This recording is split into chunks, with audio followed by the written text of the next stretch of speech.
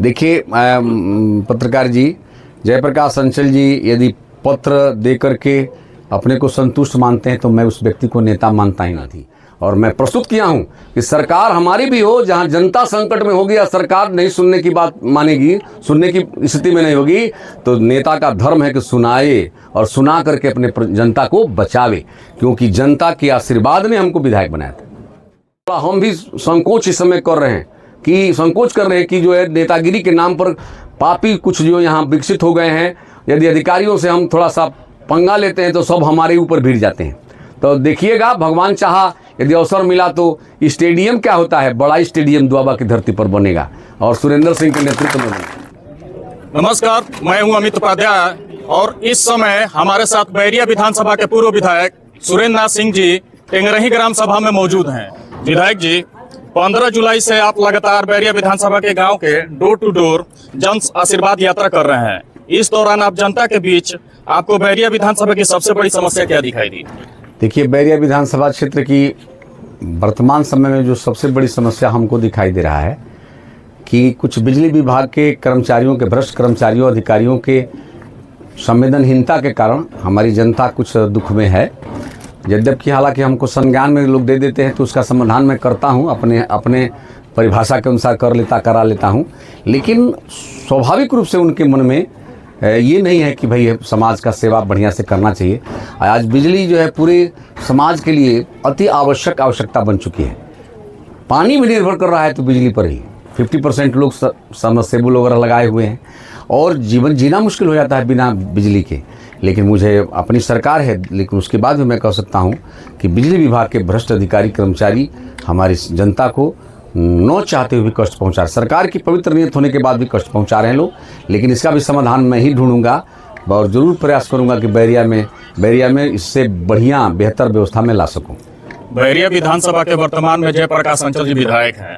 उन्होंने एक वीडियो में कहा था कि हमने 5-5 लेटर मुख्यमंत्री को दिया गोपाल नगर टाणी के विषय में, लेकिन आज तक सुनवाई नहीं हुई। देखिए पत्रकार जी, जयप्रकाश अंचल जी यदि पत्र दे करके अपने को संतुष्ट मानते हैं तो मैं उस व्यक्ति को नेता मानता ही नहीं हूँ। मैं तो सत्ता पक्ष में था, मेरी बात आप लोग बढ़िया से चलाइए। मैं सत्ता पक्ष में था, मैं देखा कि मेरा समाज संकट में है और हमारे मंत्री जी नहीं सुन रहे हैं। उस समय आदरणीय महेंद्र सिंह जी मंत्री थे, सिंचाई मंत्री थे। मैं जो है 3 किलोमीटर का जो है वो रोड पर मानव श्रृंखला बना दिया, अपना विरोध प्रकट किया। मैं जिस जनता के आशीर्वाद से विधायक बना हूं, उस जनता को कष्ट में देखना यदि किसी नेता को है तो मान लीजिएगा कोई नेता है ही नहीं। सरकार से पहले हमारी जनता है, सरकार से पहले मेरी जनता है। जनता के यदि हित की बात कहीं आ जाएगी तो कुछ भी जो है परिस्थिति आएगी उसका सामना करना चाहिए। मैं अपनी सरकार में ही अपने मंत्री से लड़ करके जो है गोपालपुर दुबे छपरा को बचाया कि नहीं बचाया, बोलिए? नहीं तो मझौवा से आप लोग सब पढ़े लिखे आदमी हो, आप लोग मझौवा से जरा दृष्टि डालिए। मझौवा से गंगा काटती हुई कहाँ तक आ गई? एक भी गांव बचा क्या? उस समय विधायक नहीं थे? विधायक थे, सभी समय विधायक थे।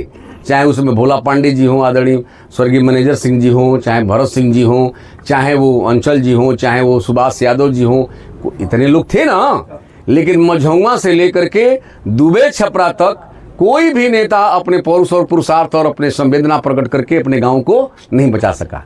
उन गांवों में सभी जाति के लोग भी होंगे, लेकिन नहीं बचा पाया। इसका मतलब न उनके पास सामर्थ्य था, न संवेदना थी। और मैं प्रस्तुत किया हूं कि सरकार हमारी भी हो, जहां जनता संकट में होगी या सरकार नहीं सुनने की बात मानेगी, सुनने की स्थिति में नहीं होगी, तो नेता का धर्म है कि सुनाए और सुना करके अपने जनता को बचावे, क्योंकि जनता के आशीर्वाद ने हमको विधायक बनाया था। कल आपके जन आशीर्वाद का अंतिम दिन है। हाँ, 17 अगस्त है। 18 अगस्त का क्या कार्यक्रम है और बैरिया की जनता से क्या अपील करना चाहेंगे? देखिए, मैं बैरिया की जनता से, पूज्य जनता से, सम्मानित जनता से, प्रिय नौजवान साथियों से, सम्मानीय बहनों, माताओं बहनों से निवेदन करना चाहता हूं कि नेता का हर कार्य परीक्षा की घड़ी होता है। तो 18 अगस्त जिस समय पूरा भारत आज़ादी का सपना देख रहा था, उस समय हमारे पूर्वज लंगोटा कस करके, धोती खोंट करके और बैरिया के थाने में जा करके अंग्रेज के पुलिस वालों को लातों से मार करके भगाया और यूनियन जैक को फाड़ा और यूनियन जैक फाड़ करके वहां तिरंगा लहराया। तो जिस जिस साहसी पूर्वजों के हम संतान हैं और उस साहसी त्यागी और बलिदानी पूर्वजों के नाम पर यदि हम लोग एक पुष्प चढ़ाने के लिए भी अपना घंटा 2 घंटा समय न निकालें तो हम लोगों से अभागा संतान होने वाला नहीं है। इसलिए द्वाबा के प्रत्येक पार्टी के प्रत्येक समाज के लोगों से मैं प्रार्थना करता हूं कि अपने साहसी और बलिदानी पूर्वजों को, आप लोग जालियांवाला बाग का कहानी जरूर पढ़ लिए, लेकिन शायद इतिहास लिखने वालों ने गंदा सोच रखा था। यदि इतिहास सबसे पहले स्वतंत्रता आंदोलन का स्वर्णिम अक्षरों में लिखा जाना चाहिए तो बलिया के बैरिया से उस इतिहास का शुरुआत होना चाहिए कि सन 42 में लोगों ने भगाया। इसलिए ये जालियांवाला से भी बढ़कर के हमारा बैरिया विधानसभा क्षेत्र का बैरिया थाना है, शहीद स्मारक है।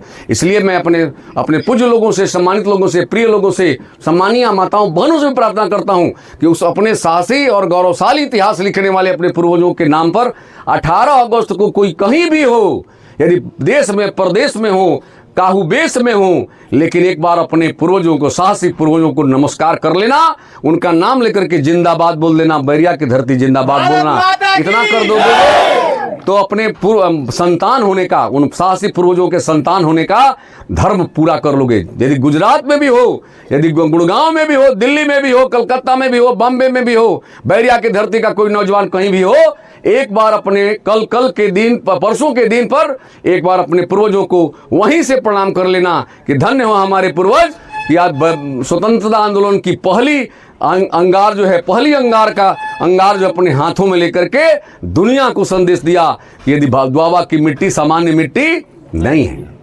बैरिया विधानसभा में युवाओं के लिए खेल की सुविधाएं न के बराबर हैं। अगर भाजपा आपको एक बार मौका देती है तो युवाओं के लिए वो कौन सा काम करना चाहेंगे ऐसा है जिससे उन्हें खेल और रोजगार में बेहतर? पत्रकार जी, रोजगार की यदि बात करते हैं तो फैक्ट्री तो मैं नहीं लगा भी पाऊंगा, काहे कि यहाँ गंगा जी और घाघरा जी कटान से जमीन मिलना मुश्किल काम हो गया है। लेकिन फैक्ट्री में काम करने वाले साहब बनाने वाला फैक्ट्री चला दिया। पॉलिटेक्निक कॉलेज बन के तैयार हो चुका है, उसमें 600 लड़के प्रवेश करके पढ़ाई पढ़ रहे हैं। तो और तो नहीं कर चुका मैंने। खेल का मैदान नहीं है। खेल के मैदान के बारे में भी यदि अवसर परमात्मा दिया होता, दोबारा मैं विधायक बन गया होता तो ये बताई हमारे बातियों काटे के हैसियत में क्यों रहित नेता उत्तर प्रदेश में कोई नहीं होता, कोई नहीं होता, क्योंकि उस मिट्टी का पैदा हुआ हूँ जिस मिट्टी ने अंग्रेजों को जो है सबक सिखा दिया था पहले, तो उसी मिट्टी का मैं भी सुरेंद्र पैदा हुआ इंसान है।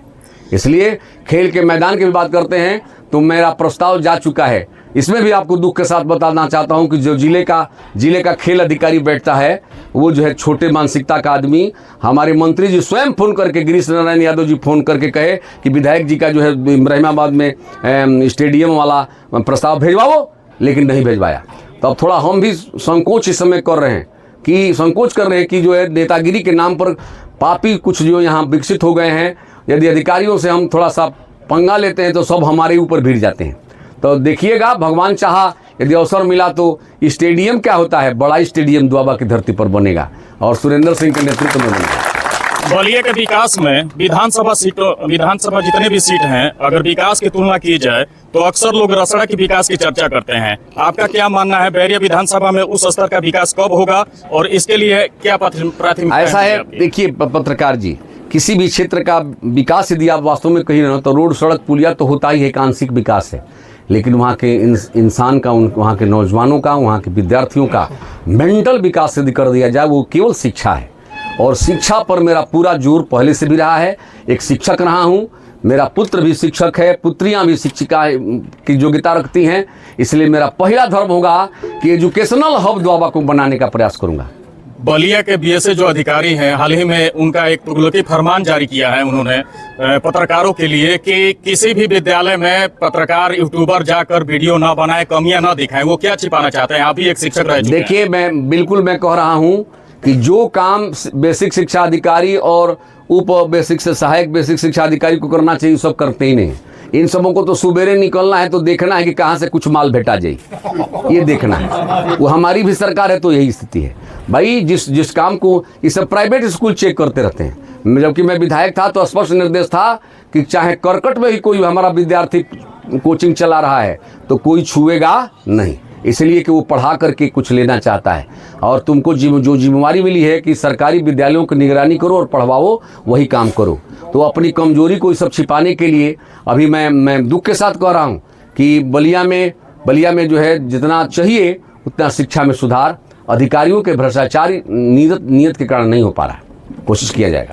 अगर इस बार पार्टी आपको मौका देती है तो पिछले कार्यकाल में जो काम अधूरे रह गए हैं उनमें सबसे पहले कौन से 3 काम पूरा करने का संकल्प लेंगे? देखिए, मेरा पिछले का काम हमारा कोई, पहला तो बात सुन लीजिए, वो अधूरा रहा ही नहीं है। भगवान ने जो भी संकल्प दिया था और स्कूल बन के तैयार हो गया, और शिलान्यास भी मैं ही किया और उद्घाटन भी मैंने ही किया, दोनों कर दिया हमने ही। रोड पुलिया भी जो बनवाना था हमने पूर्ण कर दिया था। एक जो काम हमारे पहले से चला आ रहा था सीपुर नौरंगा पुल, तो मेरी प्राथमिकता होगी कि यदि कौन परमात्मा ने अवसर दिया तो सरकार और माननीय मुख्यमंत्री जी से आग्रह बढ़िया से आग्रह करके जरूर मैं 1 साल के अंदर उसको पूरा कराने की कोशिश करूँगा।